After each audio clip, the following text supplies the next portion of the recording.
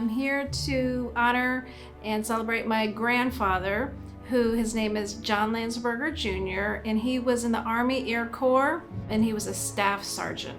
My grandfather served in World War II. I don't know the exact dates, but he was sent to England and Norway. He was a radio operator in the airplanes. So he wasn't the pilot, but he was, I guess, a navigator. The planes had paratroopers. So another role of his was to help push the paratroopers out of the plane and do navigation and operate the ham radios. I knew he was in the war. He didn't really talk to us kids about it very much. And I was little, so I didn't ask him.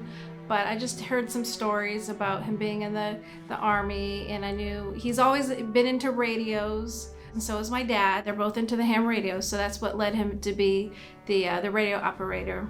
At the end of the war, he was able to help release some of the war prisoners. I'm not sure which country, but he was able to help release them.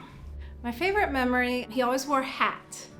And I'd always take it off his head, and we put the hat on, and he always wore one of those little old man sweaters, and I love the little sweaters he wore. Another memory I have of him is at our weddings, he had his cane, and he'd be on the dance floor, and he'd have his cane going like this at all his grandkids' weddings.